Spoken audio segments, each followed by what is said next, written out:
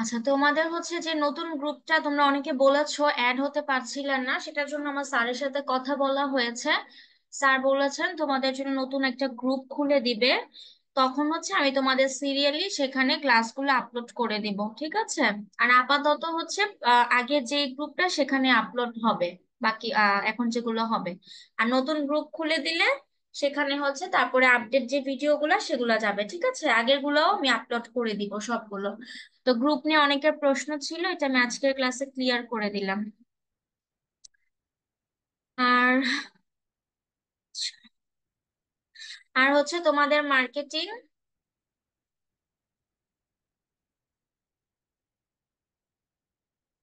Marketing হচ্ছে আজকে আমরা পড়বো চ্যাপ্টার 5 এর উপরে। আমরা চ্যাপ্টার 4 পর্যন্ত পড়েছি। আমাদের কিন্তু লাস্টে হচ্ছে আরো 2টা প্রশ্নের মতো বাকি ছিল, ঠিক আছে? ওই 2টা প্রশ্ন আমি লাস্টে টাইম থাকলে আমি সলভ করিয়ে দিব। আর আজকে এটা হচ্ছে চ্যাপ্টার 5, নতুন চ্যাপ্টার।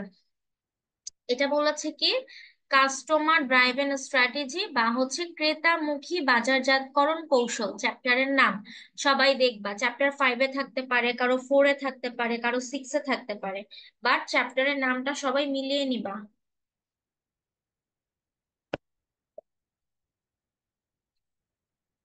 আচ্ছা, যে একজন বলেছো নতুন, আমি নতুনদের উদ্দেশ্যে কিন্তু বলে দিয়েছি, ঠিক আছে? প্রথমেই বলেছি নতুনদের উদ্দেশ্যে এটা বলা, যে তোমাদের নতুন যে গ্রুপটা খুলে দিবেন স্যার, সেই গ্রুপে আমি তোমাদের আগের সবগুলো ভিডিও সহ নিউ যে আপডেটেড যে ভিডিওগুলো আসবে সবগুলোই আমি ওখানে আপলোড করে দিব, ঠিক আছে? ওখানে তোমরা সবগুলোই পাবা। টেনশনের কিছু নেই, আমি যতগুলো ক্লাস নিয়েছি চ্যাপ্টার 1 থেকে আমি সিরিয়ালি পিডিএফ সহ তোমাদের আবার রেকর্ডেড সহ একসাথে আমি আপলোড করে দিব নতুন গ্রুপে, ঠিক আছে? নতুন গ্রুপ হয়ে গেলে আর পুরানটাতে আপলোড করা হবে না। আচ্ছা, আজকে কিন্তু সময় খুবই কম, কারণ আজকে পুরো আমাদের হচ্ছে আধা ঘন্টা ক্লাস হবে, কারণ আমার 9টা 10 থেকে আরেকটা ক্লাস আছে। তো আজকে একটু তাড়াতাড়ি পড়াতে হবে, ঠিক আছে? আর প্রশ্ন থাকলে আমি সবার প্রশ্ন লাস্টে নিব। তাহলে চ্যাপ্টারের নাম কিন্তু আমি বলে দিয়েছি, যে দেখবা কাস্টমার ড্রাইভেন স্ট্র্যাটেজি বা হচ্ছে কি ক্রেতামুখী বাজারজাতকরণ কৌশল। এই চ্যাপ্টারে আমাদের অনেকগুলো প্রশ্ন আছে এখান থেকে আমি বই থেকে। আচ্ছা, এটা পরেরটা পরে, এখানে প্রথমে বলেছি কি, দেখো যে বাজার কাকে বলে। এটা আমার একটু মডিফাই করা বাকি আছে, তারপরে আমি তোমাদের এটা আপলোড করে দেবো, এখানে কাজ বাকি আছে। যেমন প্রথম প্রশ্নটা বলেছে কি, বাজার কাকে বলে এর বৈশিষ্ট্য লিখো। এখন বাজার বলতে কি বুঝিয়েছে এটা কিন্তু আমাদের প্রথম লাইনে সুন্দর করে বলা আছে, যে দেখো বাজার বলতে কি বোঝায়, কোন দ্রব্যকে বোঝায় যা ক্রয় বিক্রয় করা হয় কাদের মাঝখানে, ক্রেতা বিক্রেতাদের মাঝখানে, এবং প্রতিযোগিতা হয়। তারপরে বলেছে কি দর কষাকষির মাধ্যমে নির্ধারিত দামে দ্রব্যটি বিক্রয় হয়। মানে কথাটা কি দেখো, এখানে অনেকগুলা পয়েন্ট আছে। যেমন আমরা কিন্তু নর্মালি বাজার বলতে একটা মার্কেটকে বুঝি, কিন্তু কথাটা কিন্তু আমাদের সেরকম না, সংজ্ঞা আকারে সুন্দর করে লিখতে হবে। যেমন বাজার বলতে কাকে বুঝি, আগে হচ্ছে একটা স্থানকে বুঝি, তারপরে বলা যায় যেখানে ক্রয় বিক্রয় করা হচ্ছে এবং ক্রেতা বিক্রেতাদের মধ্যে প্রতিযোগিতা হচ্ছে। তোমরা নর্মালি বাজারে গেলে বা বড় বড় মার্কেটে গেলে এই জিনিসটা দেখবা, যে সেখানে কিন্তু অনেক কম্পিটিশন হয়, অনেক সেলারদের মধ্যে খুবই কম্পিটিশন হয়ে থাকে, এবং দাম যেটা হচ্ছে যে দামাদামি করা হয়।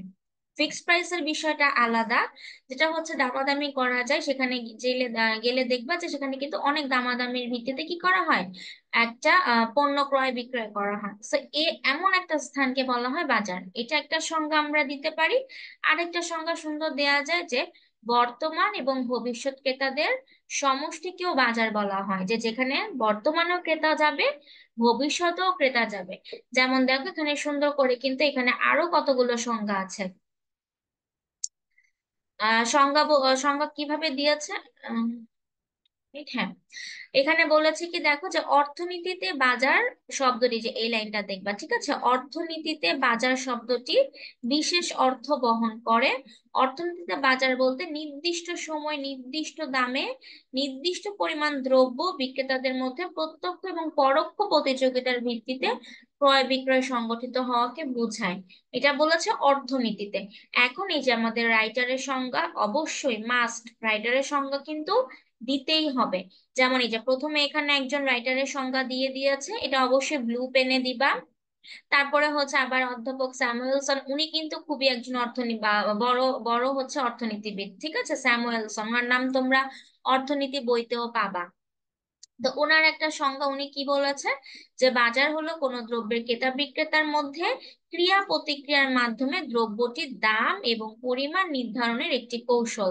দেখো কৌশল, আমাদের চ্যাপ্টারের নামটা কি, স্ট্র্যাটেজি, ঠিক আছে, কৌশল, দেখেছো, কৌশল মানে কি ক্রেতামুখী বাজারজাতকরণ। বিষয়টা কি, এই যে তুমি বাজারজাত করবা বা এই যে পণ্যটাকে তুমি ক্রয় বিক্রয় করবা, এটার জন্য ক্রেতাদের কাছে কিভাবে পৌঁছাবা, এইটার যে একটা টেকনিক আছে বা হচ্ছে কৌশল বা স্ট্র্যাটেজি আছে, সেইগুলো কি। তো আমাদের কিন্তু এই চ্যাপ্টারটা সেই রিলেটেডই প্রশ্ন, ঠিক আছে। তো চ্যাপ্টারের নামটা ভালোভাবে বুঝলেই কিন্তু প্রশ্নগুলো আয়ত্ত করা যায়। তাহলে দেখো এখানে আবার বাজারের বৈশিষ্ট্য আছে, বাজারের বৈশিষ্ট্য কিন্তু খুবই ইম্পর্টেন্ট, যে বাজারের বৈশিষ্ট্য রিলেটেডও প্রশ্ন আসে। যেমন এখানে সুন্দর করে বলা আছে যে বাজারে ক্রেতা এবং বিক্রেতার উপস্থিতিকে বুঝায়, ক্রয় বিক্রয় দ্রব্যকে বুঝায়, ঠিক আছে, নির্দিষ্ট দামে ক্রয় বিক্রয়কে বুঝাচ্ছে। তারপর ক্রেতা বিক্রেতার মধ্যে প্রতিযোগিতাকে বুঝায়, বিভিন্ন শ্রেণী বিভাগের পরিপ্রেক্ষিতে দ্রব্য ক্রয় বিক্রয় বুঝায়। এরপরে তোমরা এরকম একটা ছক এঁকে দিবা, বাজার লিখে অভাব চাহিদা। তার মানে কি, যে বাজারে আমরা কখন যাই, যখন অভাব থাকে বা কোনো কিছুর অভাব বোধ করি আমরা, যে হ্যাঁ আমাদের এই পণ্যটা পারচেস করার জন্য আমরা এখন অভাব বোধ করছি। সেটা যে কোনো পণ্য হতে পারে, মোবাইল হতে পারে বা এসি হতে পারে, ছোট থেকে বড় যে কোনো প্রোডাক্ট হতে পারে, শ্যাম্পু হতে পারে, নানান ধরনের প্রোডাক্ট আছে। তো আগে তোমার অবশ্যই সেই প্রোডাক্টটা সম্পর্কে কি কি হতে হবে, অভাব বোধ থাকতে হবে। তারপরে বলেছে চাহিদা, দেখো অভাব আর চাহিদার সম্পর্কটা কি। এখন তোমার চাহিদা জিনিসটা কি, যে তুমি অর্থ ব্যয় করার ইচ্ছা আছে কি না, তুমি তুমি অভাব অভাব বোধ করেছো, এখন কি তোমার অর্থ ব্যয় করার সামর্থ্য আছে নাকি নাই, তুমি পণ্যটাকে পারচেস করতে পারবা নাকি পারবা না। তাহলে এটাকে আমরা বলতে পারি কি, অভাব এবং চাহিদা। তাহলে এই দুইটা জিনিস থাকলেই কিন্তু মানুষ বাজারে যাবে।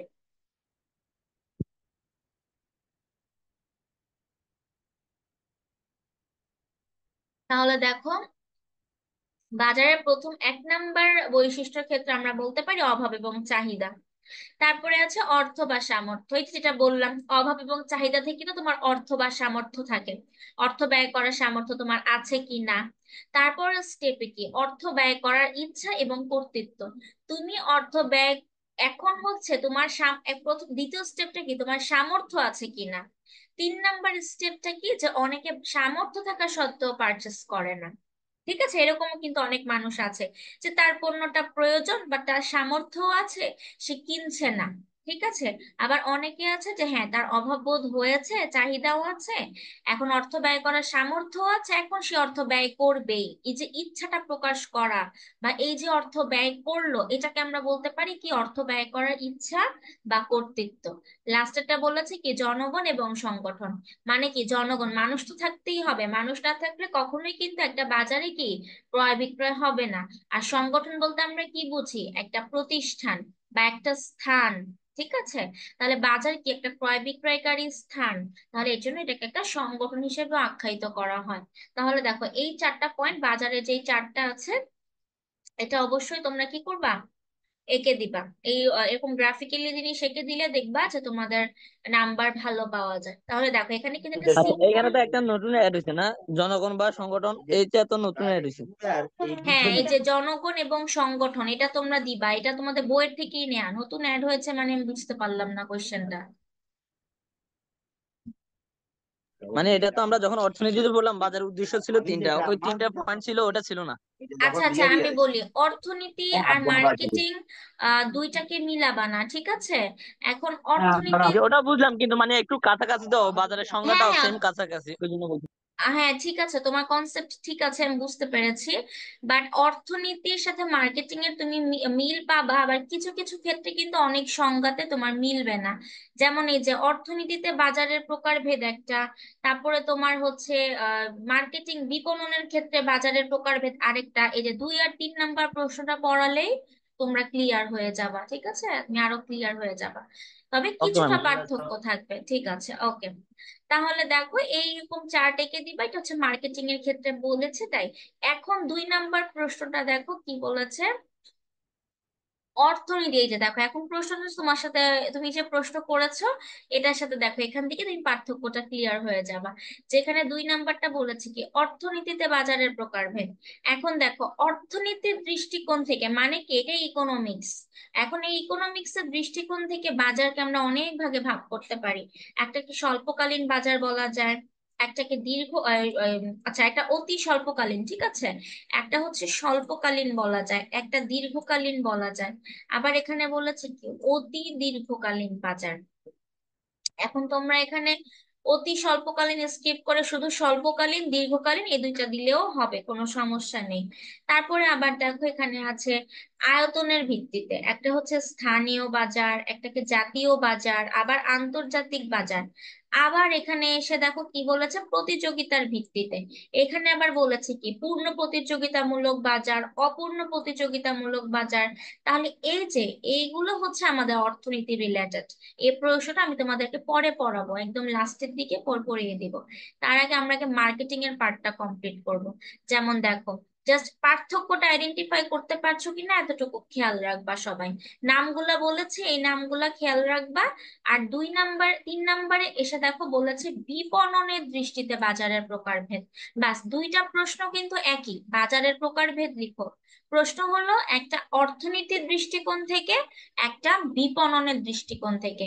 বিপণন, বাজারজাতকরণ, মার্কেটিং সেম একই কথা।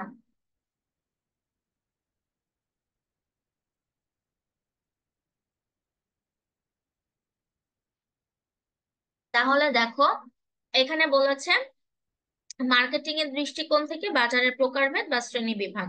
খুবই ইম্পর্টেন্ট এই প্রশ্নটা। যেমন প্রথমে কি থাকবে, বাজার এভাবে চিত্র কিন্তু এঁকে দিবা, ঠিক আছে।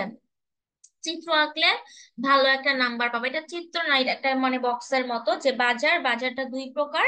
একটা ভোক্তা বাজার, একটা সাংগঠনিক বাজার, তারপর আবার শিল্প বাজার, পুনঃবিক্রেতার বাজার, সরকারি বাজার। এরকম করে তোমরা ভাগ করে করে দেখিয়ে দিবা।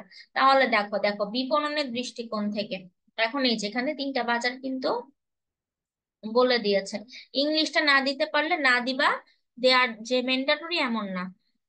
তারপরে দেখো আমরা ভোক্তা বাজার থেকে পড়বো যে ভোক্তা বাজার বলতে কি বুঝিয়েছে। প্রথম পয়েন্টই হচ্ছে ভোক্তা বাজার। অনেক সময় দেখবা তোমাদের ভিতর থেকে প্রশ্ন আসতে পারে ভোক্তা বাজার কাকে বলে, এরকমও প্রশ্ন পাবা, সামনের দিকে অনেক পাবা। ভোক্তা বাজার কাকে বলে এর বৈশিষ্ট্য লিখো, বা শিল্প বাজার কাকে বলে বৈশিষ্ট্য লিখো। এরকম হিউজ প্রশ্ন সামনের দিকে আসবে দেখবা। তাহলে দেখো বলেছে যেসব ক্রেতা শুধু ভোগ করার উদ্দেশ্যে পণ্য ক্রয় করে তাকে ভোক্তা বাজার বলে। এবং বলেছে কি ভোক্তা বাজারে গ্রাহকগণ কখনোই পুনরায় বিক্রি করে মুনাফা অর্জন করার জন্য পণ্য ক্রয় করে না। তাহলে বিষয়টা কেমন হলো যে ভোক্তারা কারা, আমরা একজন ভোক্তা, তারপরে হচ্ছে তোমরা যারা আছো তারা ভোক্তা। আমরা কি করি, পণ্যটা পারচেস করে নিজেরা ব্যবহার করি। তাহলে আমরা হচ্ছে ভোক্তা, যারা ব্যবহারকারী, চূড়ান্ত ব্যবহারকারী। তাহলে তাদের উদ্দেশ্য কিন্তু কখনো মুনাফা অর্জন থাকে না। তাদের উদ্দেশ্য কি থাকে, যে একটা পণ্য তারা ব্যবহার করবে, ঠিক আছে, এবং তারা কি কি জিনিসটা চাচ্ছে সন্তুষ্ট, বা তারা ব্যবহার করে তাদের কেমন লেগেছে, একটা পণ্য ব্যবহার করে তারা সন্তুষ্ট কিনা, ক্রেতা ভ্যালু কিনা। এইটাই হচ্ছে ভোক্তাদের মূল উদ্দেশ্য, বাট মুনাফা অর্জন না। এখান থেকে তোমরা একটা উদাহরণের মতো দিয়ে দিতে পারো, তোমাদের যে কোনো পণ্য ব্যবহারকারী নিয়ে একটা এক্সাম্পল দিয়ে দিতে পারো। পরবর্তীতে বলেছে শিল্প বাজার। শিল্প বাজার জিনিসটা কিন্তু অনেক বলা যায় যে তোমার বড় একটা এখানে বন্টন প্রণালী থাকে। কেমন, যেমন মনে করো যে এখানে প্রথমে থাকে উৎপাদনকারী, তারপরে আসে ওই যে পাইকার, খুচরা, এজেন্ট, তারপরে আবার আসে কাদের কাছে, ভোক্তাদের কাছে।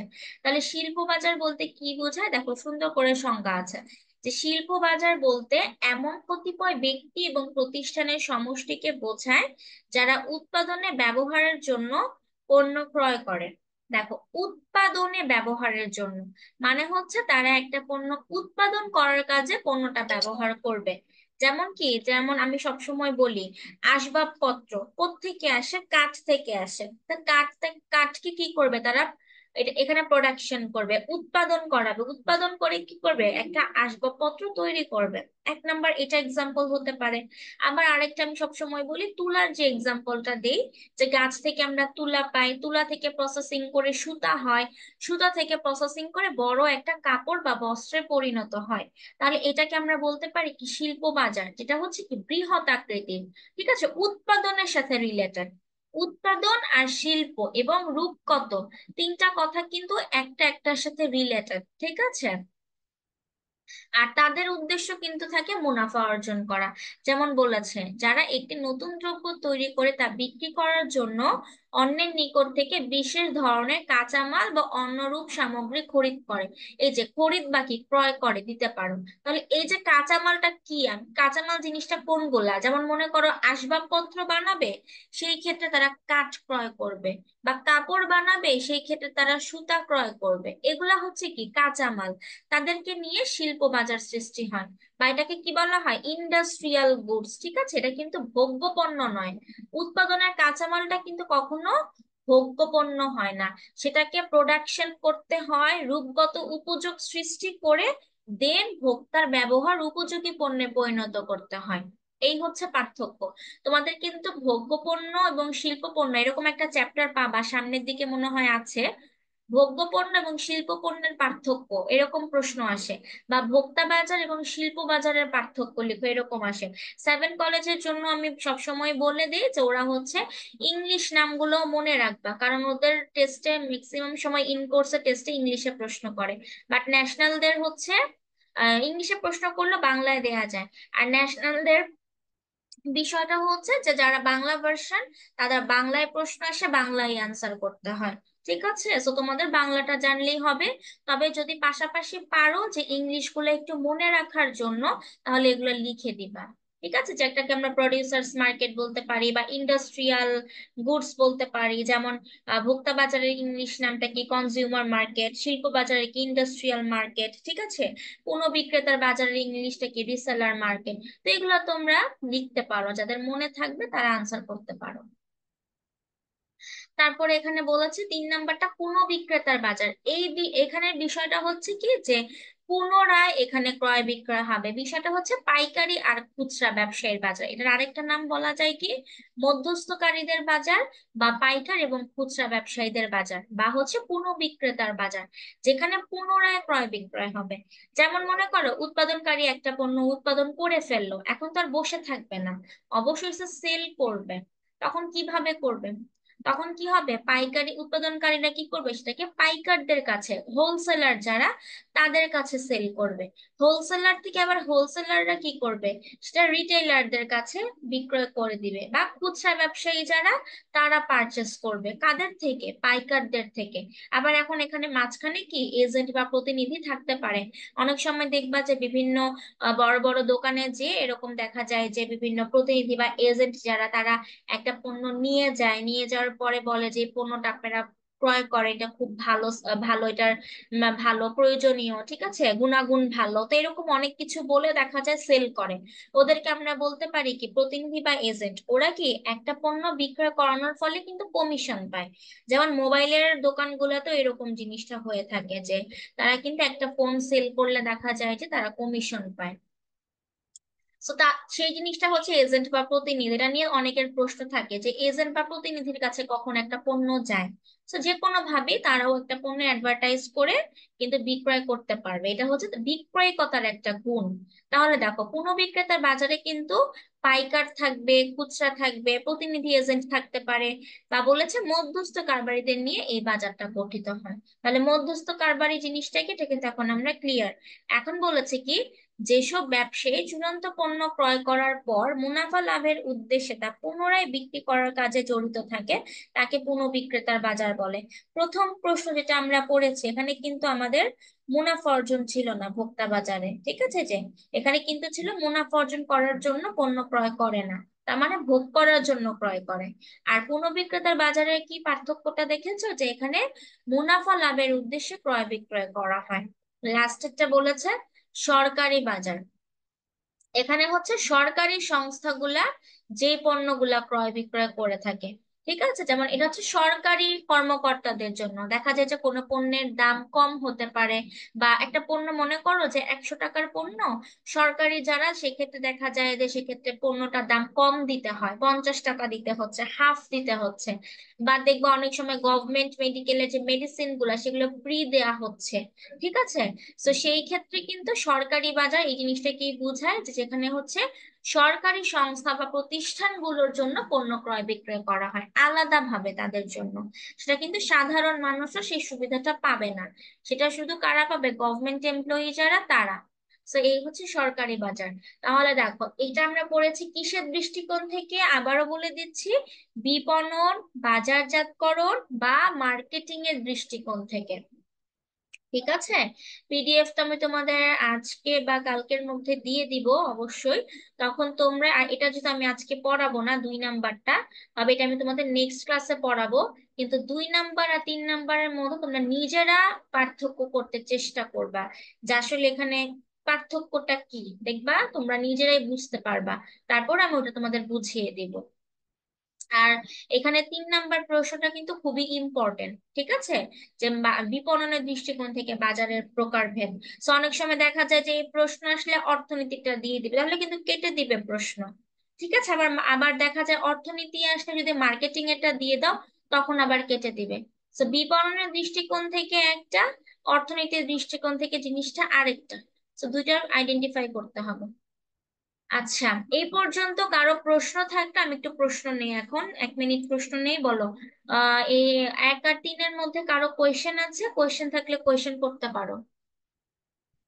জি না। কারো প্রশ্ন নেই?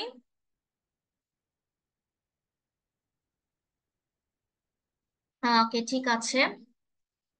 তারপরে হচ্ছে আমরা যাচ্ছি 3 নাম্বারে, এখানে বলেছে বাজারের বৈশিষ্ট্য লিখো। দেখো, প্রথম প্রশ্নতেও কিন্তু আমাদের বাজারের বৈশিষ্ট্য ছিল। ঠিক আছে, তবে এটা ছিল কি, শর্ট প্রশ্নের জন্য। এই যে এখানে কিন্তু ছিল বাজারের বৈশিষ্ট্য, এটা ছিল কি শর্ট কোয়েশ্চেনের জন্য। এখন মনে করো 5 মার্কসের প্রশ্ন আসলো, তখন তোমরা এতটুকু দিয়ে দিতে পারো। এখন মনে করো 7-8 মার্কসের একটা প্রশ্ন আসলো, তখন তো একটু বড় করে ডেফিনেটলি লিখতেই হবে। তখন তোমরা কি করবা, এই যে সুন্দর করে বোল্ড পয়েন্টে লিখবা। এভাবে করে এক একটা বড় বড় পয়েন্ট দিয়ে ব্যাখ্যা দিতে হবে, যে চাহিদা এবং সরবরাহ এটা একটা পয়েন্ট, প্রতিযোগিতা এটা একটা পয়েন্ট, এই মেইন পয়েন্ট নাম দিয়ে দিয়ে লিখতে হবে বোল্ড পয়েন্ট। ঠিক আছে, বোল্ড পয়েন্ট গুলা দিলে কিন্তু ভালো একটা মার্কস আসে। এটা হচ্ছে বড় কোয়েশ্চেনের জন্য। দেখো, এখানে বাজারের বৈশিষ্ট্য যখন বলবে, প্রশ্ন আছে কারো? কেউ কিছু বলতে চাচ্ছো? আচ্ছা ম্যাম, আপনার কাছে কি মানে গত বছরের প্রশ্নগুলো আছে, যে পরীক্ষায় যে প্রশ্নগুলো দেয় এগুলা আর কি, আমরা প্রশ্নের প্যাটার্নটা একটু দেখার জন্য। আচ্ছা, দাঁড়াও, এটা বলছি, আমি আনসার দিচ্ছি। তোমাদের প্রশ্ন প্যাটার্ন হচ্ছে, সেটা তোমাদের তো এখন মাত্র স্টার্ট, নতুন তোমরা তো, এই জন্য তোমাদের এখন সিস্টেমটা হচ্ছে যেগুলা ক্লাস এখন পড়ানো হচ্ছে এগুলা আয়ত্ত করবা। আর আমি একটা প্রশ্ন তোমাদের কিভাবে লিখতে হবে সেটা বলে দেই, আর পরীক্ষার আগে ডেফিনেটলি আরো বলে দেওয়া হবে। আর একটা হচ্ছে তোমাদের সাজেশন বা তোমাদের বোর্ডে যে প্রশ্নগুলা বারবার আসে, সেগুলোর উপর ভিত্তি করেই পিডিএফ গুলা তৈরি করা হয়। ঠিক আছে, সেই জন্য রেগুলার ক্লাস করো, পিডিএফ পড়ো, কমন পেয়ে যাবা। আর একটা চূড়ান্ত সাজেশন যেটা, সেটা তোমাদের ফাইনালের আগে স্যাররা গ্রুপে দিয়ে দিবেন।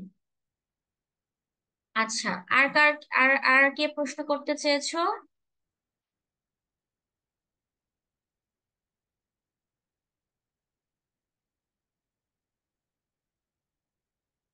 আচ্ছা, তাহলে হচ্ছে এটাই তোমাদের প্রশ্ন প্যাটার্নটা এরকমই হবে। আর তোমরা যেহেতু প্রশ্ন দেখতে চাচ্ছ, আমি তোমাদের নেক্সট ক্লাসে আমি তোমাদের একটা স্ক্রিন শেয়ার করে আমি তারপর দেখিয়ে দিব। আর তুমি যে বলেছো, তুমি কি ন্যাশনালের?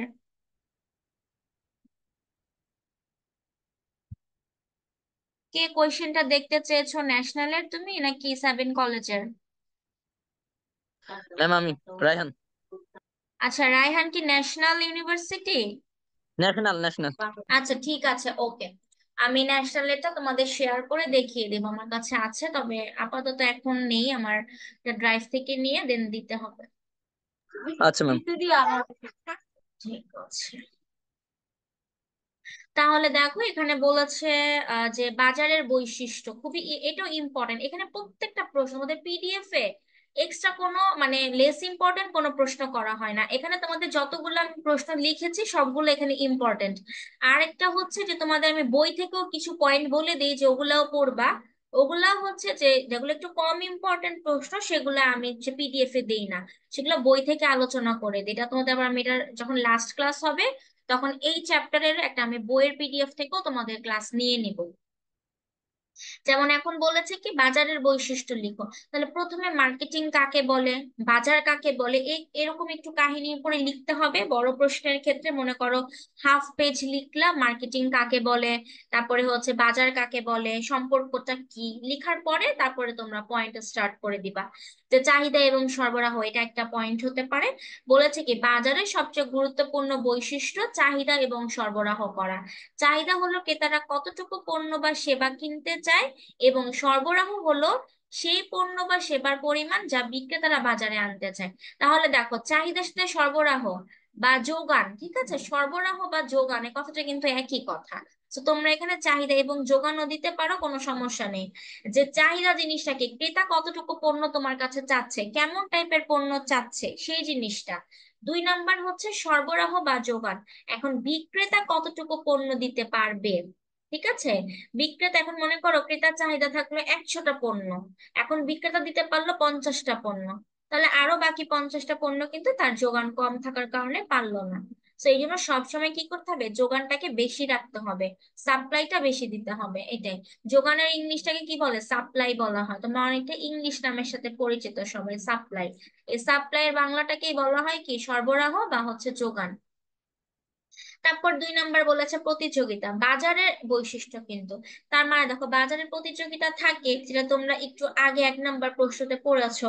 ঠিক আছে, যে এখানে অনেক রকমের বিক্রেতা থাকবে, নানান ধরনের পণ্য থাকবে, বা একই পণ্যের মধ্যেই প্রতিযোগিতা হবে। মূল্য নির্ধারণ, তোমার প্রত্যেকটা পণ্যের গায়ে একটা লিখিত মূল্য দিতে হবে। দেখবা তোমরা যে কোনো জিনিস যখন পারচেস করো না কেন, দেখবা যে ওটার গায়ে একটা লিখিত মূল্য দেয়া থাকে, যে হ্যাঁ এই পণ্যটার দাম 100 টাকা বা এই পণ্যটার দাম 2000 টাকা, দেখবা এরকম কি একটা গায়ে মূল্য দেয়া থাকে। তারপরে বলেছে বাজারের আকার, বাজারের আকার বলতে এই যে একটু আগে বাজারের প্রকারভেদ পড়েছিল সেটাই।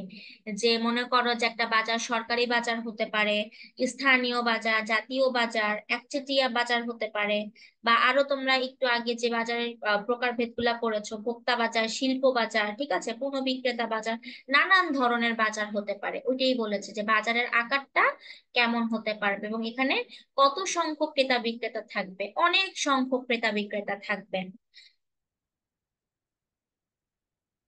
আচ্ছা, এখানে উপভোক্তা না দিয়ে তোমরা জাস্ট ভোক্তা দিবা, ভোক্তা আচরণ দিবা, ঠিক আছে, ভোক্তার আচরণ, যে একজন ভোক্তার আচরণ কেমন হবে, একজন ভোক্তার পছন্দ কেমন, সে কি পণ্যটা পছন্দ করেছে কি করে নাই, এই জিনিসগুলোই হচ্ছে একজন ভোক্তার আচরণ। এই চ্যাপ্টারটা মনে হয় তোমরা আগে পড়েছিলা, ভোক্তা আচরণ নিয়ে একটা চ্যাপ্টার তোমাদের পড়িয়েছি, যে একটা পণ্য ব্যবহার করার ফলে ভোক্তার ভোক্তা কেমন, ভোক্তার আচরণটা কেমন বা ভোক্তার মনোভাবটা কেমন সেটাই।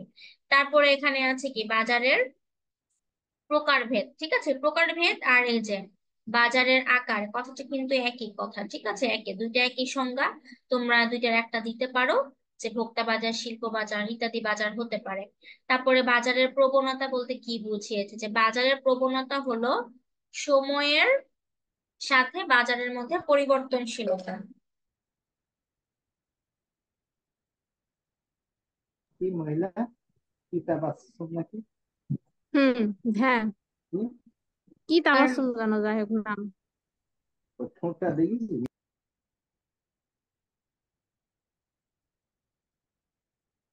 আচ্ছা, তারপরে বলেছে কি যে বাজারের নিয়ন্ত্রণ, ঠিক আছে, 8 নাম্বার পয়েন্টটা হচ্ছে বাজারের নিয়ন্ত্রণ, যে প্রতিটা বাজারের কিছু নিয়ম নিয়ন্ত্রণ ব্যবস্থা থাকে যা বাজারের কার্যক্রম পরিচালনা এবং নিয়ন্ত্রণ করে। মানে বাজারে তো কিছু রুলস থাকে, যে কিভাবে, যেমন রুলসটা বলতে কি, মনে করো যে যেটা হচ্ছে ফিক্সড প্রাইসের দোকান, সেখানে দেখা যায় যে রুলস কি, তারা একটাই রেট, ওই রেটেই সেল করবে, ওখানে কোনো দামাদামি হবে না, এরকম একটা রুলস হতে পারে। তোমরা বিভিন্ন ব্র্যান্ডে গেলে এই জিনিসগুলো দেখতে পারবা, যেমন বাটা শোরুমে গেলে, অ্যাপেক্সের শোরুমে গেলে, ঠিক আছে, আড়ং এ গেলে দেখবা কি এরকম কিছু রুলস থাকবে, বা ওদের ড্রেস আপ গেট আপ অনেক নিয়ম কানুন আছে। আবার লোকাল যে বাজারগুলো দেখবা সেখানে দেখবা যে তারা কোনো রুলস এর বাহিরে, তারা তাদের ইচ্ছা মতো দাম দর করতে পারছে, যে কোনো রকমের সেল করতে পারছে। তো এক একটা নিয়ম নীতি বা রুলস, এই জিনিসগুলো মেনটেন করে কিন্তু বাজার পরিচালনা বা নিয়ন্ত্রণ করা হয়। তো এই হচ্ছে কি বাজারের বৈশিষ্ট্যগুলো। তোমরা বইও দেখতে পারো, যারা বই পড়তে অনেকে পছন্দ করো, বা বই এবং পিডিএফ বোথ দুইটা মিলিয়ে পড়তে পারো, তোমাদের যেটা ইজি মনে হয় সেটাই পড়বা, বাট একই টপিকসে দেখবা ঘুরে ফিরে, ঠিক আছে। এই, আচ্ছা, এই পর্যন্ত কারো কোনো প্রশ্ন আছে? প্রশ্ন থাকলে প্রশ্ন করতে পারো।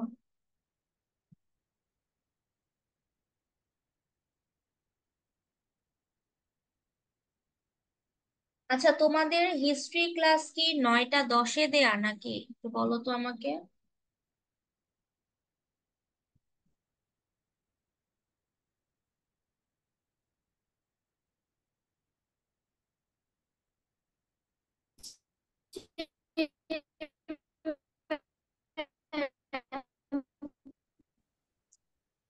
শোনা যাচ্ছে না, কে কি বলছো? অন প্লাস শুনতে পাচ্ছি না।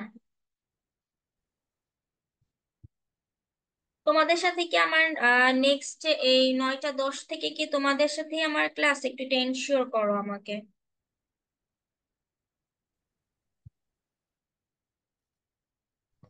জি তোমরা ম্যাম। কি, আচ্ছা ঠিক, জি 9টা 10 থেকে আপনার ক্লাস হ্যাঁ হিস্টোরি। আচ্ছা ঠিক, হ্যাঁ হ্যাঁ ঠিক আছে, ওকে, আমি জি একটু ম্যাম, শিওর। 9টা 10-এ ডিস্টার্ব। হ্যাঁ 9টা 10-এ দে, এখন তো অলরেডি 9টা 10 মিনিট পর, না হলে এখন আমি আর তাহলে জুমে ইন করতে পারবো না। জি ঠিক আছে, তাহলে আজকে এ পর্যন্ত আমি ক্লোজ আচ্ছা করে আচ্ছা দিচ্ছি। আচ্ছা, ঠিক আছে, তাহলে 9টা 10-এ। পিডিএফটা একটু দ্রুত দিন। হ্যাঁ আমি দিয়ে দিব অবশ্যই। ঠিক আছে, আল্লাহ হাফিজ।